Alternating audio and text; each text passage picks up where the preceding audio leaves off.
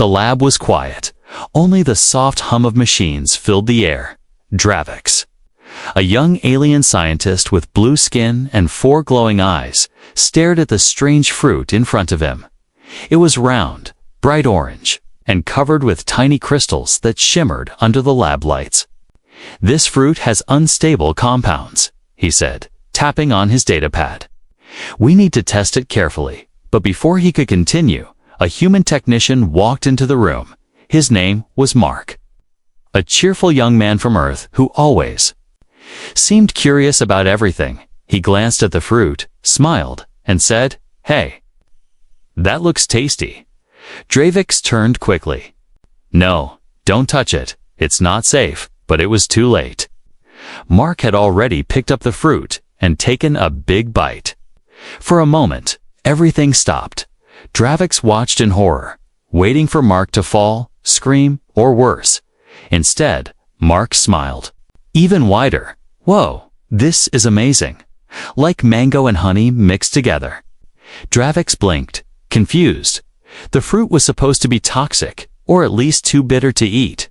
He took a scan of Mark's mouth, saliva, and the fruit's half-eaten part. The computer beeped. New data appeared on the screen. Dravix's jaw dropped. "Impossible," he whispered. "Your saliva." It reacted with the fruit. It made something new, something powerful, something delicious, something addictive. Hours later, more aliens gathered around the lab. High-level scientists, trade officers, and even a few black market brokers disguised as diplomats. Each one took a sample. Each one tasted just a drop of the compound created by Mark's bite. Their reactions were all the same: shaking, gasping, and begging for more. "What is this taste?" one of them asked. "Wide-eyed. It's better than anything in the known galaxy." Dravix looked at Mark, who was now a little nervous. "I think we've discovered something very big," he said. Word spread fast. By the next day, traders on Space Station Orvax 9 were already whispering about the new sensation. They called it Human Nectar. No one knew exactly what it was, but they all wanted it. And they all wanted humans back on Earth. Nobody knew anything about what was happening. Mark was the only human on the research station, and he had no idea he had become the center of a galactic obsession. Dravix tried to keep things quiet, but aliens started arriving from all over. First a few scientists, then chefs, then smugglers with golden teeth and hidden weapons. They offered credits, ships, and power. "Just give us a little more of the human saliva," they said. "Just a little more nectar." Dravix refused. "This is a research lab, not a kitchen," he said firmly. But not everyone agreed. One of the lab workers, a greedy alien named Skarn, made a secret deal. He collected marks, used napkins, drinking cups, anything with traces of saliva. He sold them to the black market. Within days, a single drop of human nectar was selling for millions of credits. Addiction spread across planets. Some aliens couldn't sleep without it. Others gave up their jobs, homes, and families just to taste it again. Mark started to notice strange behavior. People watching him, following him, treating him like a treasure or a target. One night, while walking back to his quarters, someone tried to grab him. He ran, heart racing. Down the glowing hallways of the station, he found Dravix breathing hard. What's going on? Why are people acting so weird? Dravix looked at him with sad eyes. You don't understand, Mark. You're not just a technician anymore. You're the source. Mark frowned. Source of what? Dravix pointed to the glowing data screen. You created something new, something powerful, something the galaxy will kill for. Mark sat down, stunned. I just ate a fruit, he said quietly. Yes, Dravix nodded, but your body turned it into gold. Outside the lab, more ships arrived. Big ships, fast ships, dangerous ships. They didn't come for research, they came for a taste. And Mark didn't know it yet, but he had become the most wanted human in the galaxy. The black market moon of Jorth 12 had never been so crowded. Ships circled like flies, each one full of aliens with hungry eyes and heavy coin purses. The rumor had reached every dark corner of the galaxy. Human nectar is real, deep inside a rusted warehouse lit by flickering lights and buzzing drones. An auction was about to begin. At the center stood a glass container, small and glowing. Inside was a single vial of thick, golden liquid. The auctioneer, a three-armed Varric merchant, raised his voice. "This, my friends, is the first pure extract from a human source," he said, grinning, untouched, unspoiled, and still warm. The crowd erupted. Prices soared in seconds. Weapons, ships, even slaves were offered in trade. At the edge of the crowd, a tall figure in dark armor watched silently. General Vorex of the Krell Dominion, a warlord, feared on 16 planets. He didn't bid. He waited when the vial was sold for 30 million credits.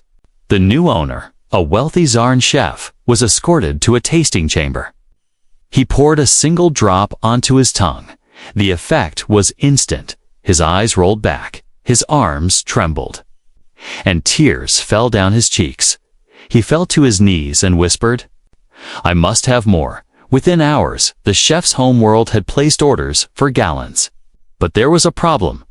There was only one human on the research station, and his name was Mark.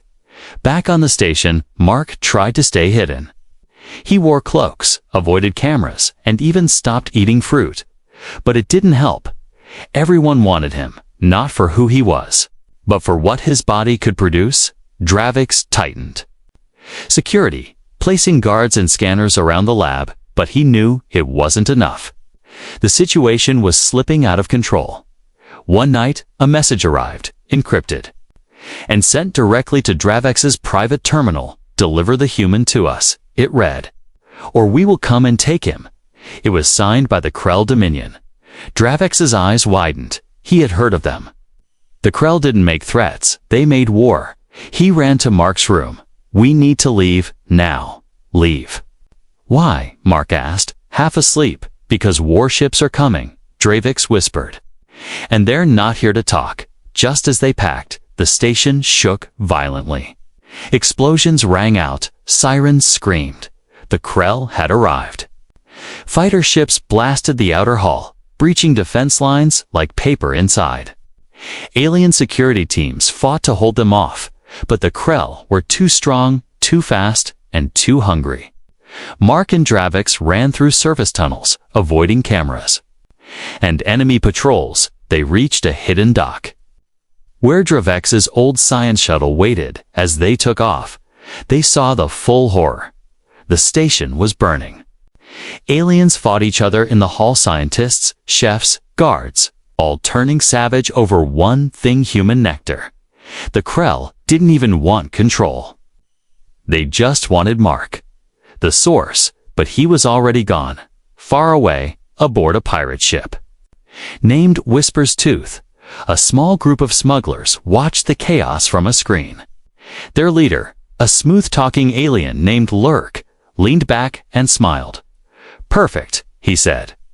"Let the big powers tear each other apart. While we make real money." His plan was simple: steal humans, keep them alive, and harvest the nectar, like bees in a hive. Only these bees could talk, scream, and beg for freedom. Back in the shuttle, Mark stared out the window. "I didn't ask for this," he said quietly. Dravix nodded. "I know. But now the galaxy knows what you are." "What am I?" Mark asked, his voice hollow. Dravix didn't answer because the truth was hard. Mark wasn't just a man anymore. He was a product, a prize, a war trigger, and across the galaxy, leaders gathered in secret, planning how to get him. Diplomats failed, bribes failed, threats failed. So now, they chose war, in the dark, in the stars, and in the hearts of many alien worlds. A new hunger had started, and its name was human nectar. The room was warm and filled with strange smells. Soft music played in the background and golden lights flickered like candles. Mark opened his eyes slowly and found himself lying on a soft bed made of silk-like fabric. For a moment, he thought. He was safe. Then he noticed the cameras in every corner. And the dozen alien guards standing silently along the walls. He sat up fast, heart pounding. "Where am I?" He asked out loud. A tall alien woman walked in, her skin glowing silver, her eyes like burning sapphires. She wore a chef's robe, marked with symbols of honor and status. "Welcome, human," she said with a smooth voice. "You are in the House of Savor, the most elite culinary court in the galaxy." Mark blinked. "I'm not a chef," he said. Confused, she smiled. "You are now." Before he could argue, he was led through golden doors into a vast kitchen. Unlike any he had ever seen, it had tools he couldn't name, ingredients from planets he'd never heard of, and a huge audience watching behind glass. "Today, you will prepare nectar," the alien woman said, placing a fruit in front of him. The same type he had tasted weeks ago. Mark hesitated. "You want me to just eat this?" "No," she said. "We want you to create, to explore, to delight." They watched as he bit into the fruit and chewed. The kitchen filled with a rich scent, warm and sweet. A machine collected his saliva, mixing it with spice, dust, and cooling. Vapors from the process, a thick syrup formed, glowing faintly. A drop was placed on a spoon and handed to the alien chef. She tasted it, closed her eyes, and smiled with pure joy. "Perfect," she whispered, again. And so the pattern began.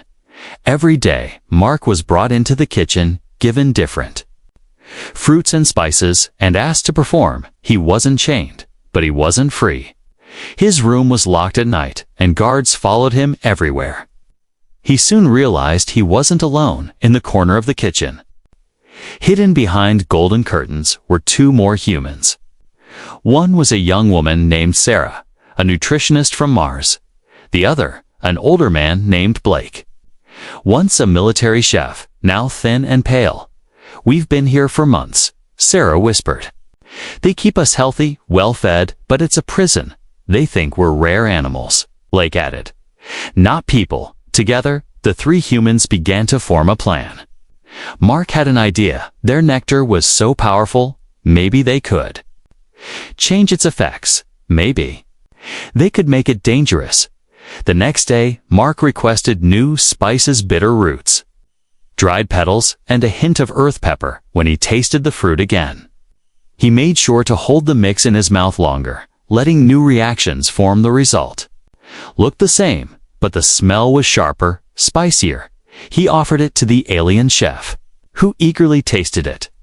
At first, she smiled. Then she gasped. Her body stiffened, and her eyes turned red. She fell back, coughing and shaking. The guards rushed in, weapons drawn. "What did you do?" they shouted. Mark raised his hands. "I followed the recipe," he said calmly. The head of security growled. No more experiments. But it was too late. The other chefs had already tasted it. And some wanted more. Some called it bold, others dangerous, and a few got addicted to the pain. Mark realized something then: flavor was a weapon. And he had just learned how to use it. That night, the humans met secretly in the storage room.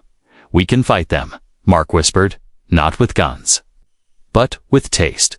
We change the recipes," Sarah said, nodding. "Make the nectar too strong, too risky. Make it burn their minds," Blake added. "Make them fear it." They got to work. Each day they pushed the boundaries of what their bodies could produce.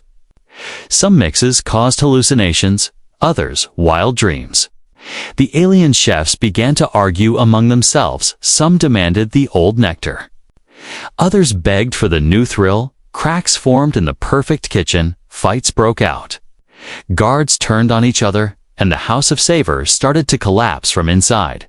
And all the while, Mark and his team kept cooking, kept poisoning the system, one taste at a time, because now they weren't just prisoners, They were the first human chefs in galactic history, and they were about to burn the whole galaxy's appetite to the ground. The galaxy had tasted something it could not forget, and like all powerful things, it was no longer a secret. It became a business, a dark, sweet, and dangerous business. In the shadows of dying moons, hidden planets, and outlaw stations, a name began to rise: the Nectar Cartel. They did not work like other crime syndicates. They didn't trade weapons or drugs. They traded flavor. At the center of their empire were humans, stolen from peaceful colonies, drifting ships, and even Earth's outer stations, each one held like gold, hidden in secret kitchens and labs. In these labs, guarded by mercenaries and robots, humans were fed special fruits and forced to produce the compound. Nectar was taken, bottled, and shipped in armored pods. A single drop was worth more than a star cruiser. A vial could pay off a planet's debt, but those who used it too much, they never stayed sane on the black market planet of Desrix. A shipment arrived late. The buyer, a reptilian warlord named Grazza, growled with impatience. "When do I get my box?" he shouted, slamming his metal claws into the table. The Nectar Cartel's courier, a sleek alien named Vin, smiled calmly. "Patience, warlord," he said. "Freshness cannot be rushed." When the box arrived, Grazza opened it with shaking hands. Inside were 6 crystal vials, glowing with a golden light. He took one and poured it into his mouth. The effect hit fast. His pupils expanded. His breath slowed, and a deep grin crossed his face. "That," he said slowly, "is power far away." On the other side of the galaxy, Mark, Sarah, and Blake remained in the House of Savor, still pretending to be loyal chefs, but their plan was working. The elite guests who came to dine began fighting over who got the next taste. Arguments turned to threats. Threats turned to violence. The staff lost control one day. Mark saw a familiar face in the kitchen's cairn, the traitor from the research station, the alien who had secretly sold his saliva samples. Now he wore fine robes and rings of wealth. "Look at what you've created, human," Scarn said with a cruel smile. "You're the reason I'm rich." Mark kept calm, hiding his anger. He offered Scarn a new batch of special nectar, but this one had something added, an enzyme that caused mild hallucinations. Within minutes, Scarn began to laugh uncontrollably, then scream, then cry like a child. The staff rushed him out, and word spread fast. Soon, clients started to fear the product. Was it safe? Was it pure? Or was the nectar changing them? The cartel didn't care. They simply moved operations to new worlds. They captured more humans, even children. They built factories in asteroids and underwater bases. But something began to go wrong. Some aliens who used nectar too much stopped eating normal food. Their brains changed. Their eyes turned glassy. Doctors called it nectar burn. The galaxy was hooked, but it was also bleeding. On planet Zilgar Prime, a riot broke out at a famous alien restaurant. 2 nobles fought over a drop of nectar, and dozens died in the chaos. The Galactic Council called an emergency meeting. "This madness must end," said one elder. "It is not a food, it is a weapon." Back in the House of Savor, Sarah hacked into a communication terminal. She sent a signal to Earth, hidden in a recipe file. "Help us," it said. "Humans being used, galaxy addicted." The message reached Earth's military intelligence 3 days later, and everything changed. The United Earth Fleet was shocked and furious. The idea that humans were being farmed like animals enraged every leader. They called it a violation of human dignity, and they prepared a response. A special task force was formed, code name Sweet Justice. Their mission: find every human used by the cartel, destroy the factories, and erase the nectar from history. Meanwhile, on the cartel's flagship, hidden deep in a gas cloud, the leader sat in a throne of glass.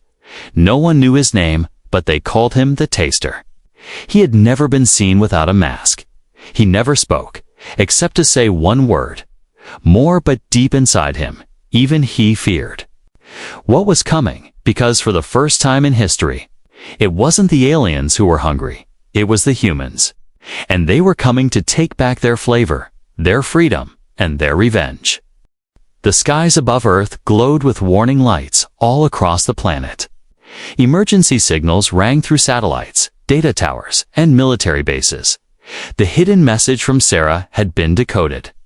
At first, many thought it was a joke, alien addiction to human saliva. Someone said in the briefing room, shaking their head. But when the science reports came in, when the proof showed humans being used like milk cows for flavor, the room fell silent. The President of United Earth stood before the Council of Nations. His voice calm, but full of fire. They took our people, he said, used our bodies for taste, and turned us into a drug. He paused, then said the words that shook the galaxy. We are humans, not ingredients. Within days, Earth launched the Nectar Response Task Force, a fleet of advanced warships, stealth units, and cyber agents. Its first mission, rescue all captured humans. Its second, wipe out the cartel. Admiral Wren, a battle-hardened woman known as the Iron Mouth, took command of the fleet. Her orders were simple. No mercy for those who farm humans. In orbit, 12 ships powered up, their hulls coated in black ceramic armor. Each ship had a special weapon, not bombs. Not lasers, but flavor bombs, created by Earth's food scientists. These bombs spread a false version of nectar into alien kitchens. But this version didn't taste sweet. It made users sick, hallucinate, even scream. Earth was not only going to rescue its people, it was going to poison the very hunger the cartel had created. Meanwhile, Mark, Sarah, and Blake continued their sabotage inside the House of Savor. They now had Alyssum alien chefs who were once proud, but now ashamed. One alien named Thoxa, who once believed nectar was a gift, now helped Mark replace key ingredients. We've become monsters, Thoxa said. You helped me see it. They prepared a final batch. One that would cause a citywide panic when served at a major banquet. The plan was dangerous, but they had no time left. Across the stars, Earth's ships started striking cartel labs. One by one, the production zones were hit. On the moon of Verlax, human prisoners were freed. On the ice planet Drith, flavor tanks exploded in bright purple fire. The cartel leaders tried to hide, but Earth's cyber agents tracked their scent. Their files, their menus, their secret delivery. Routes all exposed, and then came the turning point. A cartel trade ship tried to sneak past Jupiter, but Earth's new biointerceptor stopped it. Inside were 6 humans, weak but alive, stored in golden cages like pets. The photos were sent across the galaxy. Billions saw them. Billions changed their minds.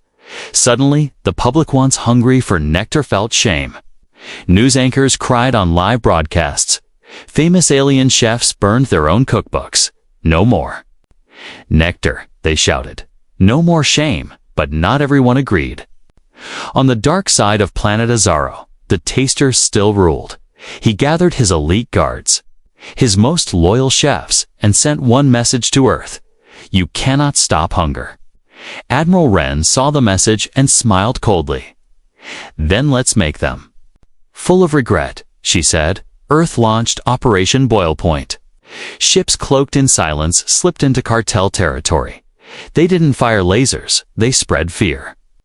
Hackers turned cooking shows into videos of human suffering. Flavors turned sour, memories twisted, and the cartel's name became poison. Back at the House of Savor, Mark and his team lit the final fuse. The banquet was ready. Hundreds of alien elites had come to taste the new formula.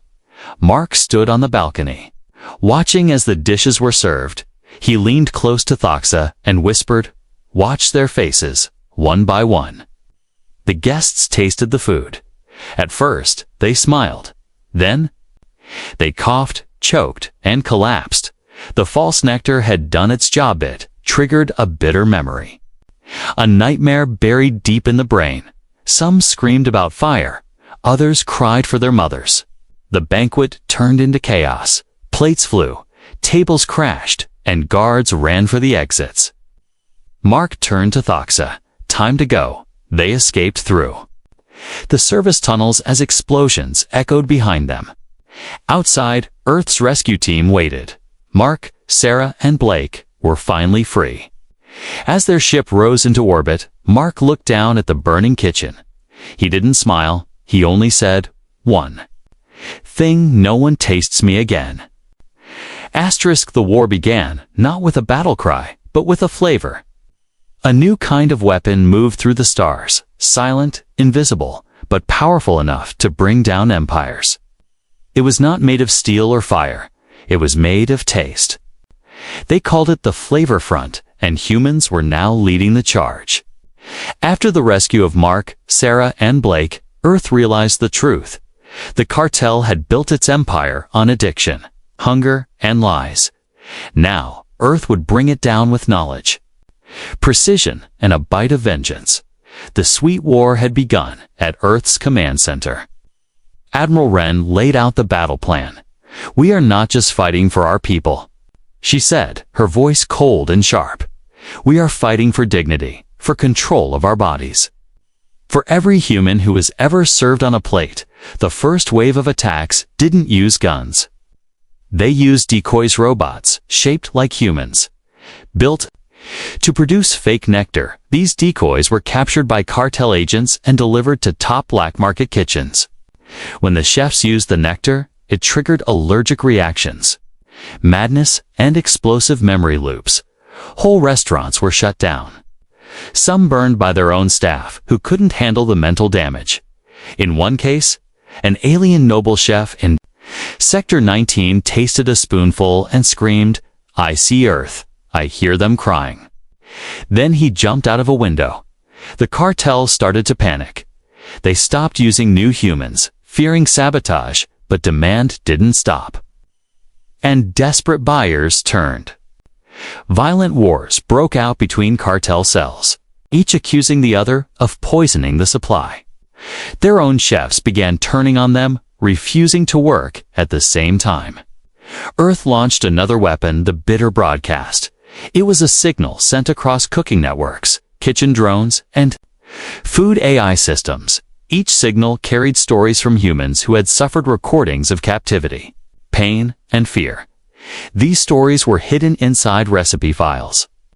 So when a chef opened one, it didn't show ingredients, showed truth. Chefs wept in silence. Some deleted everything. Others turned themselves in.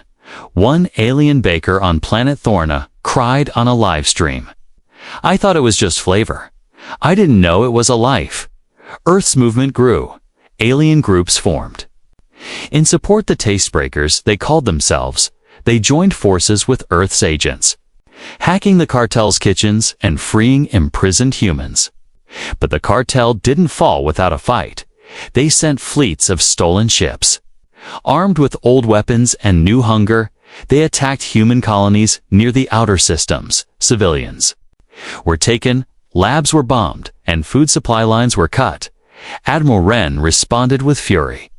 She gave the green light for Operation Sugarburn.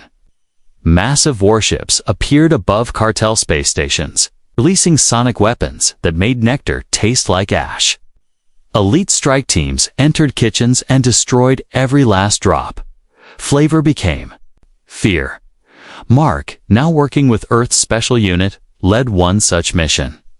He wore black armor and carried no weapon, only a vial of fake nectar in one hand.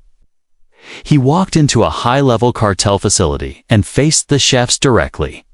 "You want taste," he said, placing the vial on the table, "then taste the end." The head chef opened the vial, took one sniff, and dropped to the floor. Not dead, but overwhelmed by the flood of memory built into the scent, Mark looked around at the stunned "Workers, you don't need us anymore," he said. "You need help." Some nodded, others ran. But none fought. They had lost their appetite. The war spread to politics. Galactic councils once paid off by the cartel now faced trials. Planetary leaders who allowed human trafficking were removed. Trade agreements were canceled, and new laws were passed. No being, the new treaty read, may be consumed, harvested, or used as flavor. And yet, in the corners of the galaxy, a few buyers still whispered in the dark. A few chefs still craved the forbidden taste. A few bottles still survived in hidden vaults. But now, they feared the humans. Because humans had changed, they were no longer. Prey no longer a secret ingredient. They were fighters, rebels, and warriors of taste. And the galaxy had learned one lesson: never make war with the species that knows how to cook it back. The war was over, not with a final explosion. Not with a treaty signed on golden paper, but with silence. A silence that spread from kitchens to battlefields, from council halls to spice markets. The taste had died. The cartel's final base. Buried deep inside the volcanic tunnels of Craved 5 had been found. It was not a fortress of weapons, but a cathedral of flavor-endless rows of glass jars, fruit pods, and glowing nectar tanks. And inside one dark chamber, sealed for years, were 10 humans, barely alive. Admiral Wren stood at the entrance with her soldiers. She didn't speak, she just gave the order. Shut it down, machines stopped humming, fires were put out. And the last tank of real nectar was drained into space. Its golden stream vanished into the void. Mark, now wearing the emblem of Earth's Peace Corps, watched from orbit. He had seen too much to celebrate. Too many faces lost, too many names forgotten. He closed his eyes and whispered, "Let it end." But it didn't really end. Victory came with a price. And even peace had a strange aftertaste across the galaxy. Chefs were forced to return to natural ingredients. Some embraced it, finding joy in learning again. Others went mad, chasing memories of a flavor that no longer existed. Black markets still whispered about secret stashes. Collectors paid fortunes for a single bottle, but no one dared to use it. Not after what had happened to the last alien who tasted it. He lost his mind in minutes, screaming that the nectar was screaming back. Back on Earth, a monument was built, not of warriors or weapons, but of a spoon. A simple metal spoon placed on a stone pedestal. Below it, carved in every galactic language, were the words, "We were not made to be tasted." Mark stood before it during the dedication. He placed a single fruit one of the same that had started it all at the base. Then he turned to the crowd and said, "We won not because we were stronger, but because we remembered who we were." The crowd was silent. No applause, no cheers. Only respect. After the ceremony, Mark disappeared from public life. Some say he returned to Mars, opened a quiet cafe, and never spoke of the war again. Others believe he traveled to forgotten planets, helping rescue humans still trapped in old kitchens. Sarah became a leader in human-alien diplomacy. She pushed for food ethics across every planet. "No flavor is worth a life," she said again and again. And slowly, the message spread. Blake, the old chef who once cooked in chains, wrote a book. Bitter and Brave, Recipes from a War One Never Chose. It became the most banned cookbook in galactic history. The cartel, once feared and powerful, became a warning in schools, a story told to young alien students about the danger of desire without care, about what happens when taste becomes more important than truth. Years passed, galactic food festivals returned.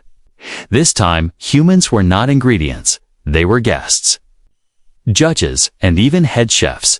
A young alien girl once asked her cooking teacher, "What does human nectar taste like?" The teacher smiled and said, "Like shame. Now let's learn to cook with kindness." But somewhere, in a quiet part of the galaxy. Inside a glass box sealed in shadow, a single vial of nectar still exists. Untouched, glowing softly, waiting. It is watched by no one, guarded by no guards. Because no one wants it anymore. No one dares. The galaxy had been fed too much, and now it was full. End of story.